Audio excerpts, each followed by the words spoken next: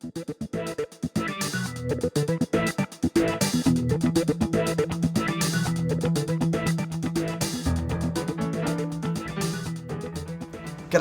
welcome to JTACKLE TV. Well, in the last episode we were talking about bait fishing for snapper. We're still in snapper fishing season, so this episode we want to touch upon lure fishing for snapper, or as we like to call it, alternative snapper techniques. Some of these have been around a long while and enormously popular, and I guess you can't really start with anything other than soft plastics because that's really kicked off the whole lure fishing for snapper craze in the last maybe 5 to 10 years. There's not really much we can say about this that's not already been said. Probably just give you a quick look at a couple of the most popular things that are around and perhaps the most fishy things that are around.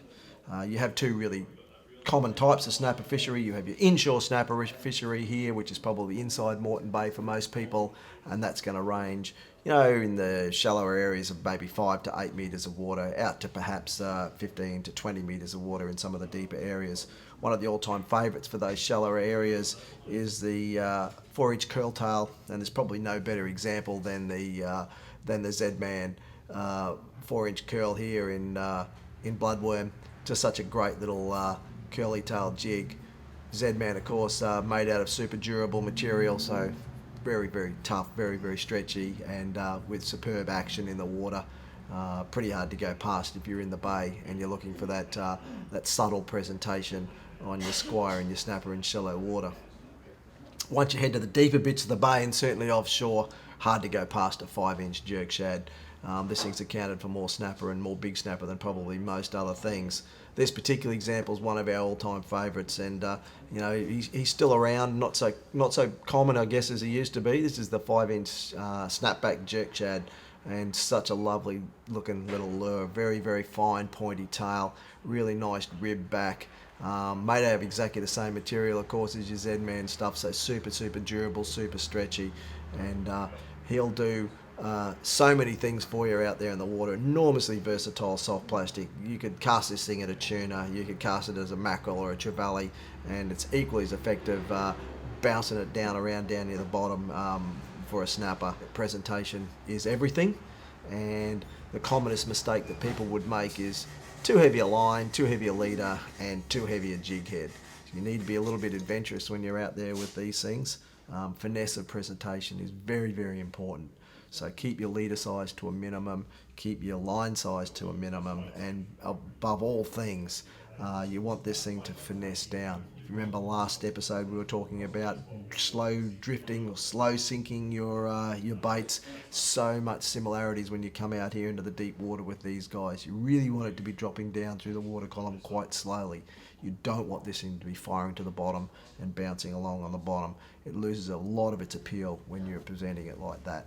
And it's one of the reasons why the soft plastic scene's been so effective, is that there was an automatic understanding that it had to be fished that way. Go and have a look at one of our favourites now, and of course all the latest craze in jigging, and we would certainly say that slow pitching and slow fall jigging for snapper is enormously effective, and in a lot of places we go to, it'll actually outfish your soft plastics quite spectacularly.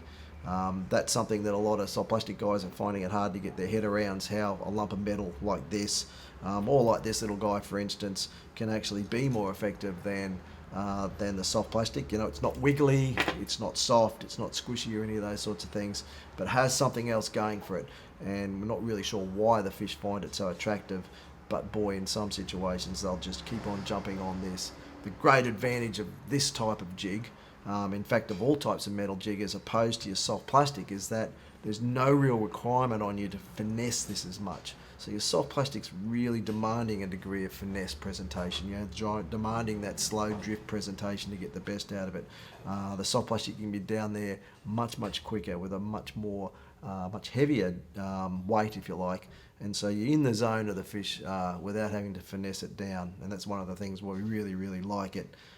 This little guy here is Exester slow emotion in 80 grams, and we've used this enormously successfully out there in the sort of 50 to sort of 80 metre mark out off the Cape.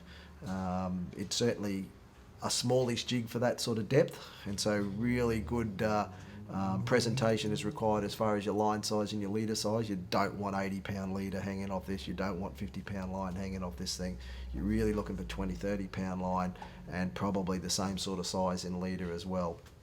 We're nearly always defaulting to fluorocarbon with these small jigs, and not so much because of its invisibility or anything like that, because of its toughness. You can bring your leader size down and have that inherent toughness of fluorocarbon, and that's just going to aid your presentation.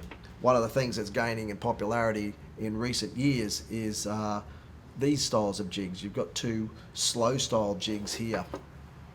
This guy here is your Shimano Lacanis, and a lot of people just call it a Lacanis jig. You hear other people calling it octa jig and rubber jig and things like that. Well, it's actually traditionally known as a Kabura jig or a Thai Kabura jig, sometimes known as Mad-Eye jig. A lot of guys just call it rubber jig or octa jig. A lot of snapper get caught on this thing when they're used the right way. So it's such a subtle jig to use, and once it's got jig after its name, of course, you'll find a lot of blokes will get out in the water there and literally start jigging it up and down vigorously, like they've got a lump of metal hanging off the end, like a metal jig, and that's completely the wrong way. This jig would catch a lot more fish just sitting in the rod holder than it would if you're driving it up and down with vigorous sort of techniques. It's designed to be slowly wound from the bottom up through the water column, drop back to the bottom and slowly wound up. If you watch the experts at it, they'll be using overhead reels to control their winding speed, their retrieve speed, and they'll just be slowly winding this guy up through the water column. Everything's is done to a slight shimmy of the head of the jig, and obviously all this tail just wagging through the water. It's not a jig that you want to move fast. The other guy that's in the same sort of boat is this fella here, and this is sometimes called a boat jig or a pirate jig after the Daiwa brand. Its real name is Inchiku. And the main difference between this guy and Kabura is the Kabura is very much a vertical jig, so one that you would drop to the bottom and work straight up through the water column. This Inchiku type jig is much more of an out and in jig. So anytime that you've got a fast drift on, or anytime that you want to cast the jig and actually have it moving substantially horizontally, it's a much better jig to choose than your Kabura style here. So very much the same sort of action, a slow wind, a little bit of rod up and down movement is fine with this guy, so you get this head just just dropping up and down through the water column. But again, definitely not a jigging jig. You're not ripping this thing up, you're not retrieving lots of line, you're not spearing this thing up and down through the water column. You're traveling along quite sedately and quite steadily, and they'll work much, much more effectively. And this is why both these jigs have got this reputation for catching fish in the rod holder. Lots of guys will buy them and jig them up and down for a while and catch next to nothing, and then get frustrated and stick it in the rod holder and just leave it there and start catching fish and go, wow, I didn't do anything, I just had it in the rod holder. And that's because doing nothing in the rod holder is closer to what you need to do than jigging it vigorously. So if you're having a crack at these sorts of guys, just remember slow and steady. It's probably the slowest and steadiest form of fishing that you're ever going to do there out in the blue water. When you're doing those sorts of things, amazingly effective. There are a couple of things you've got to keep in mind, of course. Quite small hooks in both of these types of lures, and so they're certainly not going to be suitable for 50-pound line or anything like that. They're really been designed mostly for light braid and for mono fishing up to about 20 pound. And if you're doing that sort of thing, then the hooks are quite fine. So you just got to keep an eye on how hard you're pulling and make sure you don't straighten those hooks out on decent fish. One of the things that's come popular in recent years is trolling for snapper, and it sounds completely counterintuitive. Why would I troll for snapper and do snapper eat troll lures and all these sorts of things? And there was a bunch of guides that kicked it off, and they understood that they had fairly flat, rubbly patches of ground that had reasonably good numbers of snapper scattered across them. And a really easy way for their clients to target those fish was to drop out a couple of deep divers and slowly troll them through. And the catches were spectacular. They're quite out of proportion to what you would normally think you would catch a snapper being a scavengery, bait-eatery sort of thing. Why is it going to eat these lures? And naturally enough, you can catch brim on lures, so why can't you catch snapper on lures? The idea here, of course, is to pick the right diving depth. This guy here is a dual hardcore lure going down to around 15 foot. So those shallow, rubbly patches, Peel Island, Mud Island, and all that sorts of things, really, really effective. This was automatically sort of seen as the default lure. But in recent years, things like this, which is mostly known as a barra fishing lure, and this is a Lucky Craft pointer, have become enormously successful as well. So the snapper aren't particularly fixated on one shape or the other, or one action or another. It's really just a matter of getting a good quality lure and getting the right diving depth and slowly trolling it, through your schools of fish. Very, very important here to be not aimlessly trolling, and that's of course the case with all trolling. You want to be concentrating on your schools of fish. You really want to be fixated on your sounder and your GPS to make sure you've got these lures in the strike zone as much as possible, and you've got the right diving depth lure on for the right sort of scenario as far as the depth of water goes.